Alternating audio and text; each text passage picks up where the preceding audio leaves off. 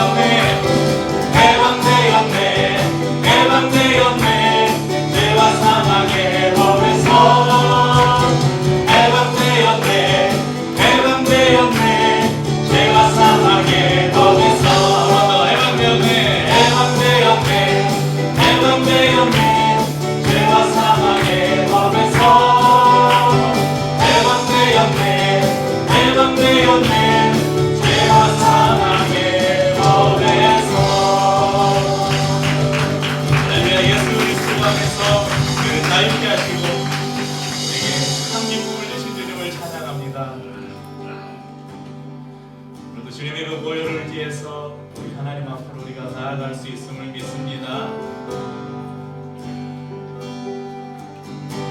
모여르지마 하나님 품으로 모여르지마 아버지 품으로 모여르지마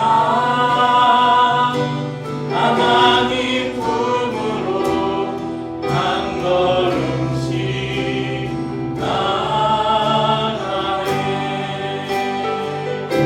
모여르지마 하나님 품으로 모여르지마 아버지 품으로 모여르지마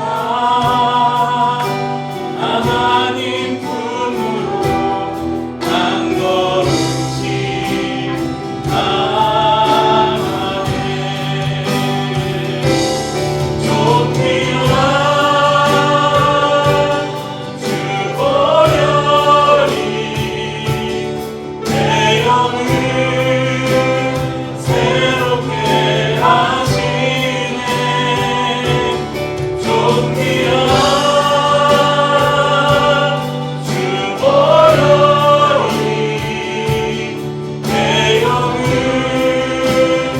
새롭게 하네. 존귀한 주 보혈이 존귀한 주 보혈이 내 영을 새롭게 하시네. 존귀한 주 보혈이 내 영을 새롭게 하네.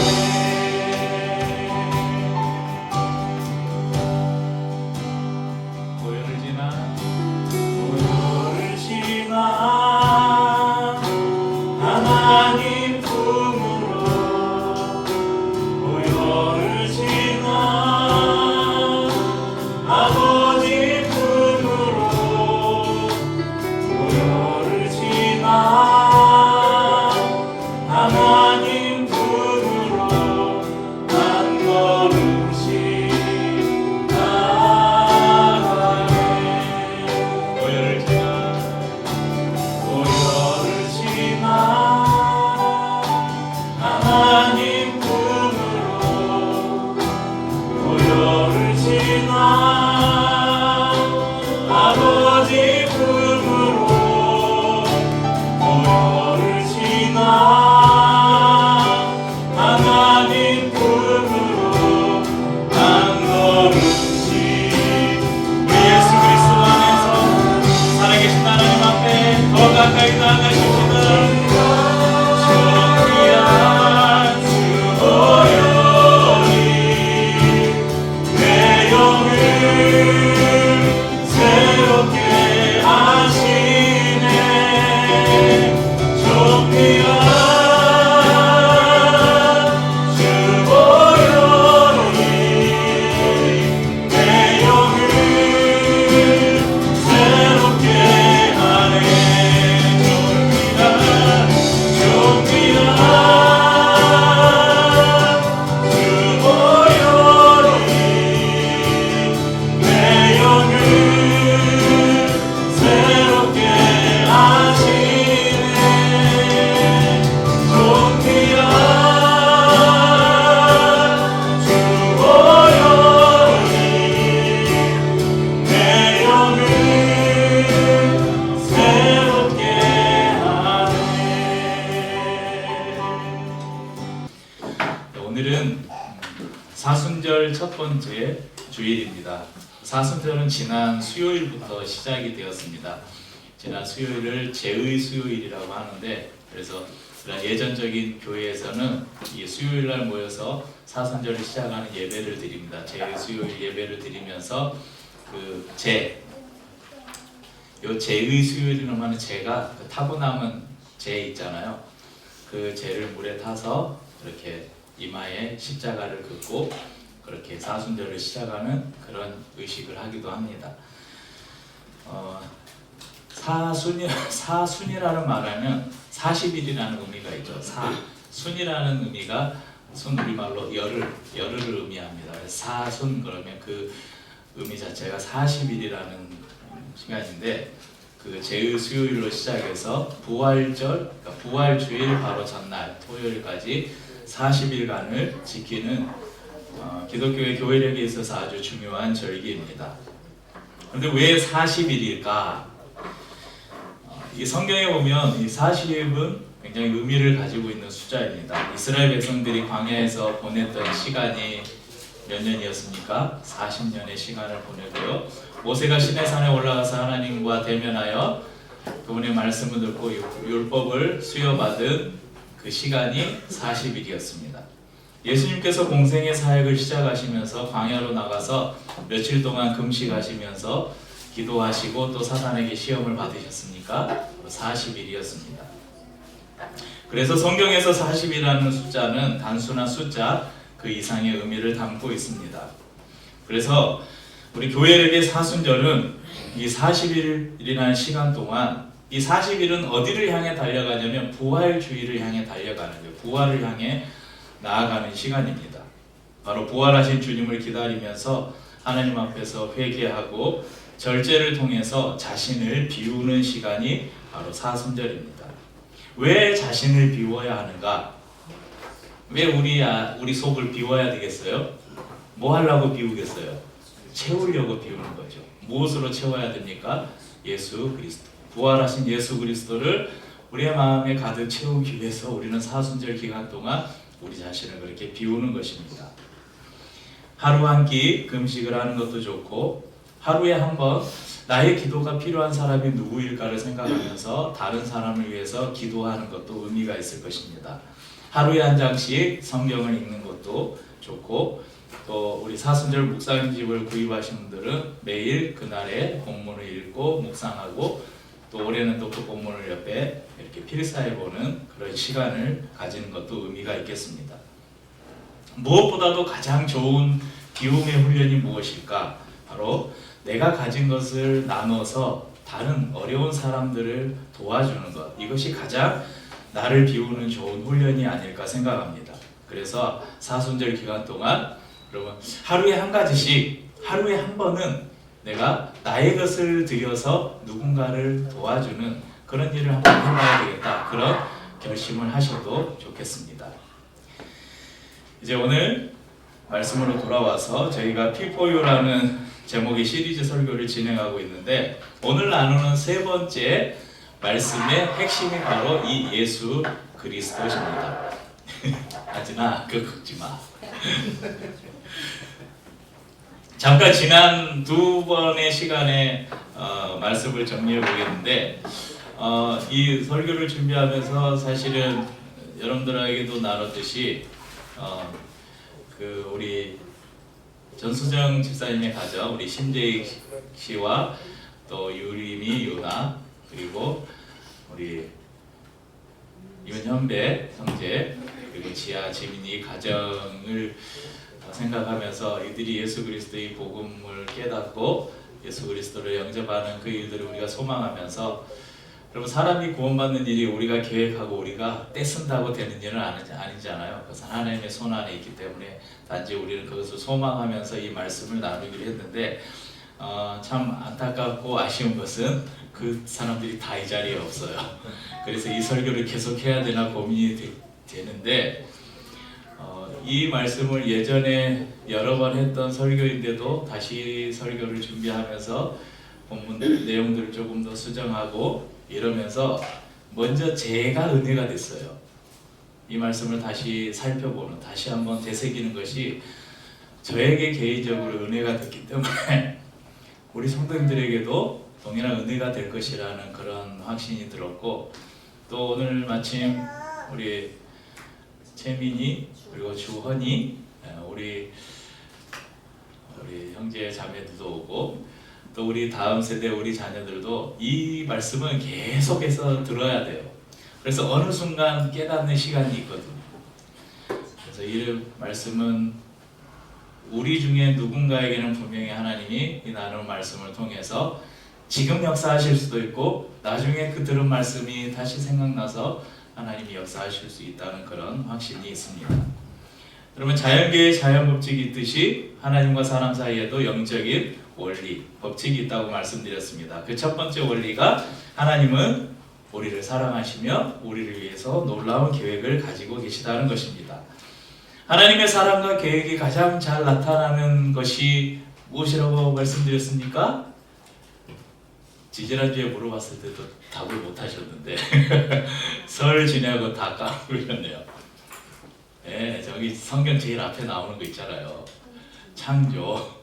창조의 사건 속에 하나님이 우리를 얼마나 사랑하시는지, 그리고 하나님이 우리를 위해서 얼마나 놀라운 계획을 가지고 계신지 우리가 말씀을 살펴봤습니다. 태초에 천지 만물을 지으신 하나님께서 모든 만물을 창조하신 다음에 마지막으로 당신의 형상을 따라서 당신의 모양대로 사람을 빚어 만드셨습니다. 그리고 그 안에 생기를 불어넣으셔서 생명이 되게 하셨다. 하나님과 동일한 인격체가 되게 하셨다. 이렇게 말씀합니다.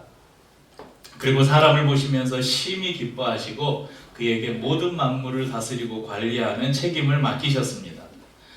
특별히 에덴 동산을 만드신 후에 최초의 인류인 아담과 하와를 거기에 두시고 하나님은 친히 그들과 함께 거니시고 얘기하시고 교제하셨습니다.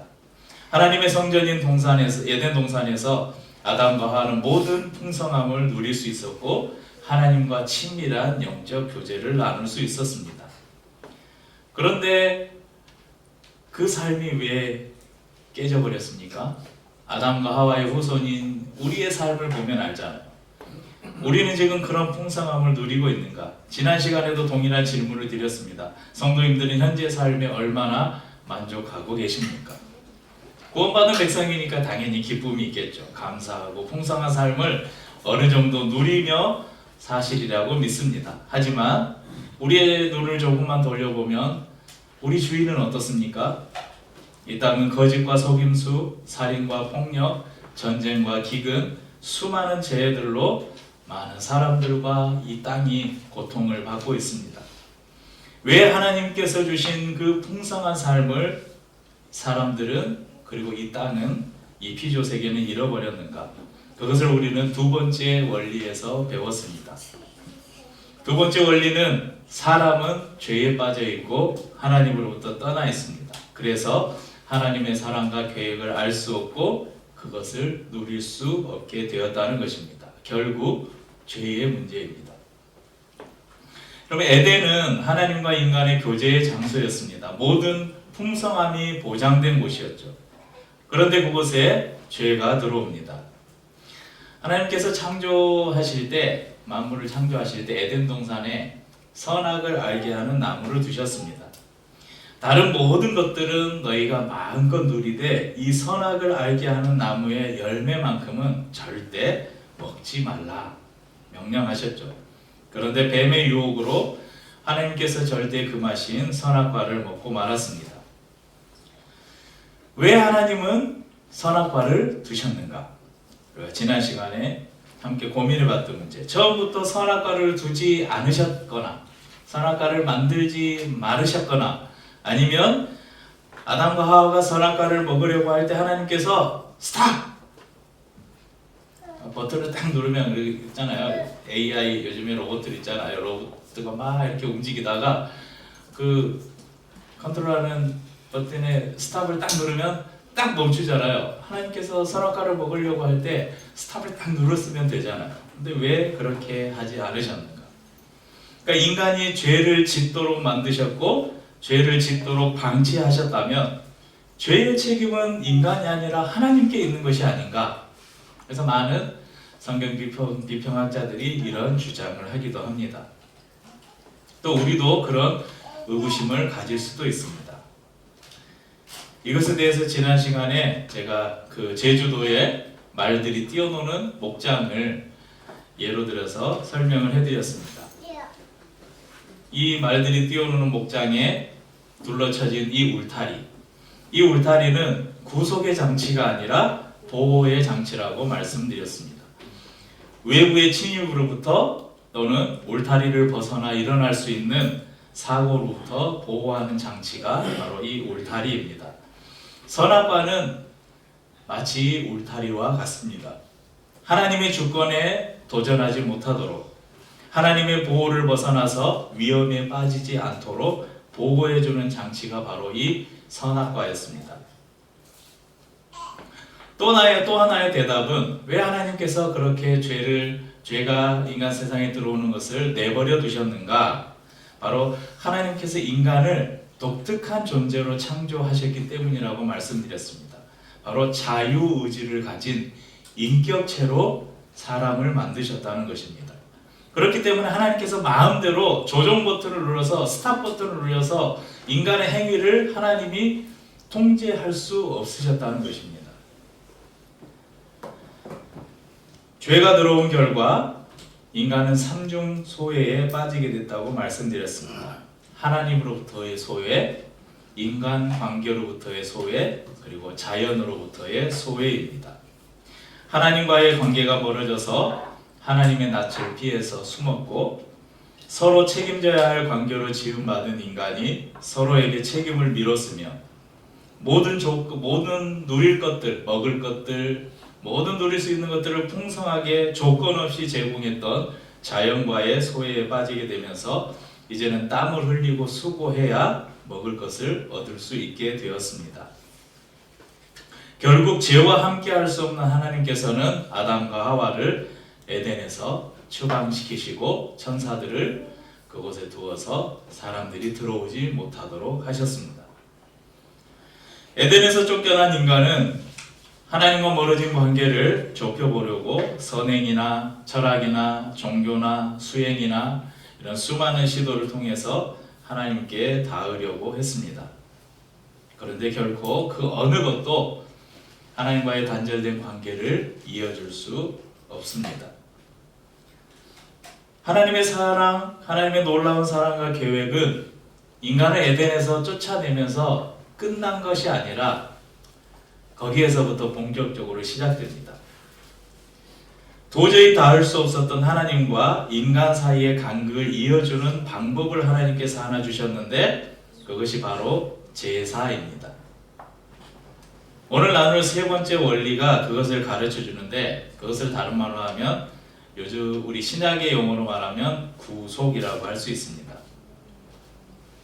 그래서 이 사형리의 세 번째 원리는 이렇게 이야기합니다. 예수 그리스도만이 사람의 죄를 해결할 수 있는 하나님의 유일한 길입니다. 당신은 그를 통하여 당신에 대한 하나님의 사랑과 계획을 알게 되며 또 그것을 체험하게 됩니다. 이 자리에 있는 대부분의 우리 성도님들은 이미 예수님을 만났기 때문에 이 원리를 잘 알고 계실 것입니다. 하지만 또 어떤 분들은 이 원리를 모르는 분도 있을 것이고, 알고는 있는데 믿어지지 않는 분도 있을 것입니다. 오늘 이 말씀을 나누면서 하나님께서 우리를 구속하신 놀라운 사실을 깊이 깨닫고 더 큰 은혜를 받아 누리기를 원하고, 또 그것이 믿어지지 않는다면 하나님께서 은혜를 주셔서 그것이 확신되어지는 시간이 되기를 축복합니다. 인간의 범죄 이후에 하나님께서는 죄인들이 하나님을 만날 수 있는 방법으로 제사를 허락해 주셨는데, 이 제사에는 반드시 제물이 필요했습니다. 사람이 죄로 말미암아 죽을 수밖에 없는 이 인간이 스스로를 죽일 수 없으니까 너를 대신해서 다른 짐승을 죽여서 너의 죄를 거기에 전가시키고, 짐승을 죽임으로 너의 죄를 하나님께서 용서해 주시고 하나님 앞에 나아갈 수 있다. 그런 제사를 허락해 주셨죠. 그런데 이 제사는 끊임없이 반복되어야 했습니다. 죄를 지을 때마다, 하나님 앞에 나아갈 때마다 이 제사를 드려야 됐습니다. 하나님께서는 이 불완전한 제사를 완성하시기 위해 한 가지 방법을 어쩌면 죄가 들어온 순간부터 아니면 그 이전부터 계획해 놓으셨을지 모르는데, 바로 죄가 없으신, 죄와는 아무 상관이 없으신 자신의 독생자를 이 인간 세상에 보내서 모든 인류의 죄를 담당하게 하는 것이었습니다. 여러분, 사람은 모두 죄인입니다. 지난번에 말씀드린 것처럼 성선설이 맞습니까? 성악설이 맞습니까? 네, 사람은 태어나면서부터 죄의 인자를 가지고 태어납니다. 그래서 사람의 본성은 모두가 부패되었다고 성경은 선언합니다. 죄인이 다른 죄인의 죄를 담당할 수 있겠습니까? 똑같이 죄를 지은 사람이 저 사람의 죄 제가 담당할게요. 저 사람 용서해 주세요. 이렇게 할 수 없죠. 그 어느 인간 중에 그 어느 사람도 다른 사람의 죄를 대신 담당할 수는 없습니다. 오직 죄가 없는 사람만이 다른 사람의 죄를 담당할 수 있는 것이죠. 그래서 죄 없으신 하나님의 아들 예수 그리스도가 인간의 몸을 입고 피조 세계 안으로 내려오셨습니다. 그것이 바로 성육신이고 그것을 기념하는 절기가 바로 성탄절입니다. 인간의 몸을 입고 이 땅에 오신 예수 그리스도는 모든 인류의 죄를 대신 짊어지시고 십자가에 오르셨습니다. 그리고 그곳에서 자신의 생명을 들여서 우리를 사셨습니다. 오늘 말씀의 제목이 구속인데, 구속, 리딤이라고 하는데 값을 주고 사다 이런 말입니다. 예수님은 십자가에서 자신의 생명을 우리의 생명값으로 치르시고 우리를 사셨습니다. 그리고 우리가 잃어버렸던 자유와 풍성한 삶을 돌려주셨습니다. 예수님은 죽으셨을 뿐만 아니라 다시 살아나셨습니다. 고린도전서 15장 3절에서 6절 말씀을 같이 읽어보겠습니다. 그리스도께서 성령대로 사흘 만에 다시 살아나사 게바에게 보이시고 그의 12 제자에게와 그 후에 500의 형제에게 일시에 보이셨나니, 그리스도께서는 우리 죄를 위해 죽으셨을 뿐만 아니라 다시 살아나셨습니다. 예수 그리스도만이 하나님께 이르는 유일한 길입니다.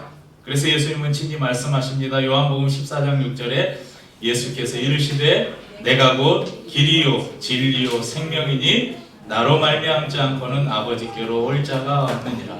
예수 그리스도를 통하지 않고서는 누구도 하나님 앞에 나아갈 수 없다고 선언하십니다. 하나님과 사람 사이에 죄로 말미암는 누구도 무엇으로도 연결할 수 없었던 이 간극을 예수님께서 십자가의 죽음을 통해서 연결해 주셨습니다. 하나님은 그의 독생자 예수 그리스도를 우리를 대신해서 십자가에서 죽게 하심으로 우리의 죄값을 담당하시고 하나님과 우리 사이를 이어주는 다리가 되게 하셨습니다. 그런데 놀라운 사실은 이 계획이 2000년 전에 있었던 것이 아니라 예수님께서 십자가에 달리셨던 그때 있었던 것이 아니라 이 계획은 이미 에덴 동산에서부터 시작되었다는 사실입니다. 오늘 저희가 읽은 첫 번째 본문을 다시 한번 봅시다. 창세기 3장 15절 앞에 나오니까 같이 읽어보죠.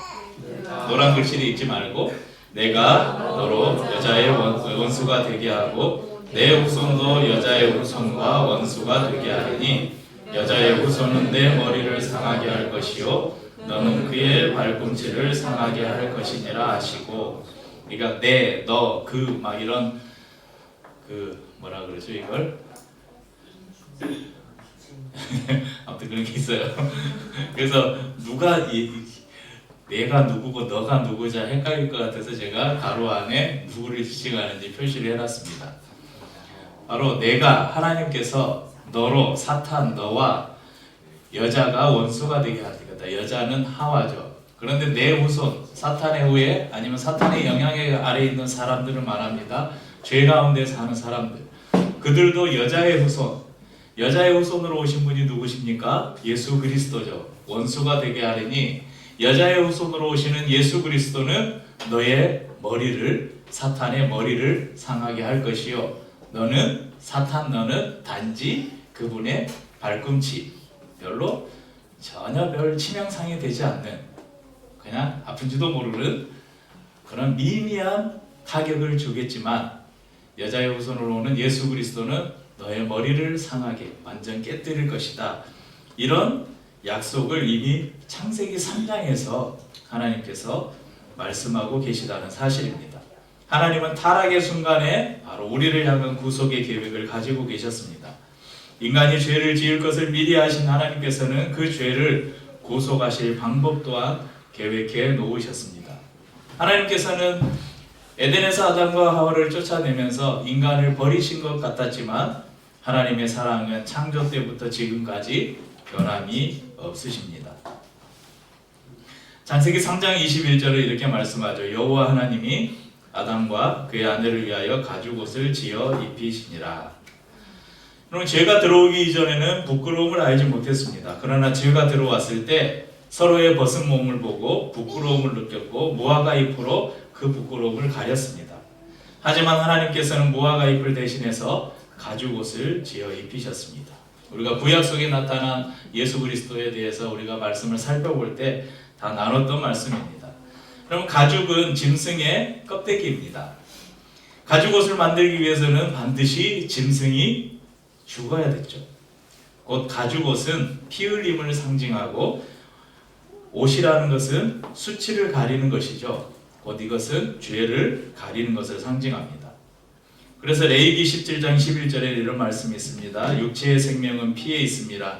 내가 이 피를 너희에게 주어 제단에 뿌려 너희의 생명을 위하여 속죄하게 하였나니 생명이 피에 있으므로 피가 죄를 속하느니라.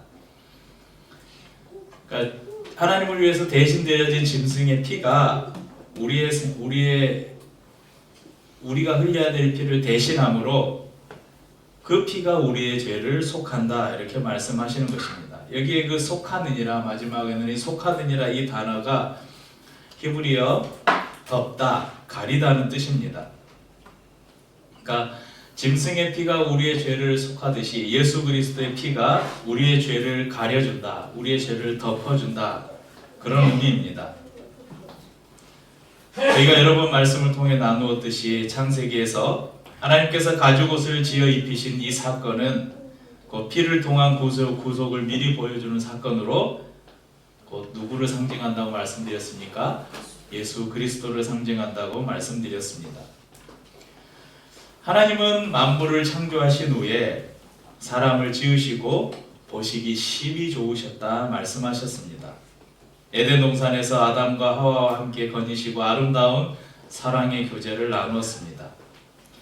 하지만 인간의 범죄는 에덴에서 쫓겨날 뿐만 아니라 하나님과의 단절이라는 결과를 낳았습니다. 그럼에도 불구하고 인간을 향한 하나님의 사랑은 변하지 않으셨습니다.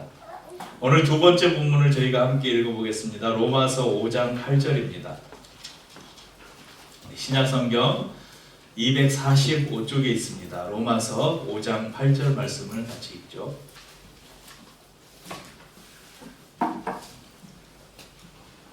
신약 245쪽 로마서 5장 8절 우리가 아직 죄인 되었을 때에 그리스도께서 우리를 위하여 죽으심으로 하나님께서 우리에 대한 자기의 사랑을 확증하셨느니라. 그리스도께서 언제 죽으셨다고 언제 우리를 위해 죽으셨습니까? 우리가 아직 죄인 되었을 때입니다.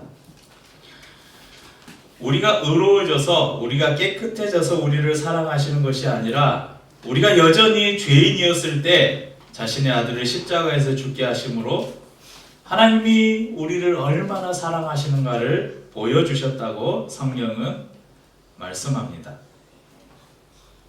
사랑하는 성도님들, 우리가 어떤 존재들입니까? 저와 여러분은 어떤 존재들입니까? 하나님께서 우리를 만드신 창조주 하나님께서 당신의 외아들을 내어주실 만큼 하나님은 우리를 그렇게 사랑하시는 그 큰 사랑을 받는 존재들입니다. 자주 쓰는 비유가 있죠. 우리가 어떤 물건을 살 때 물건의 값을 지불합니다.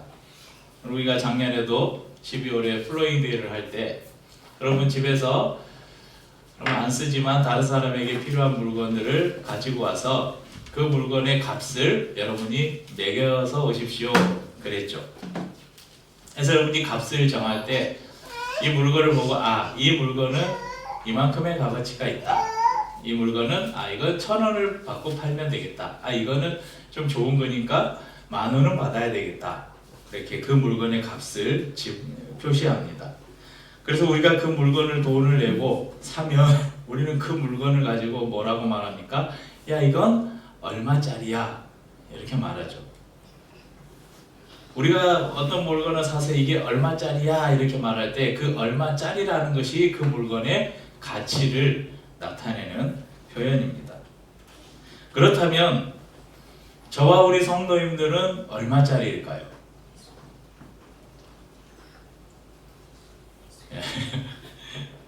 예수님 짤이라고 많이 말씀드렸죠. 그래서 여러분들 어디 가서 여러분은 나는 예수님 짤이야.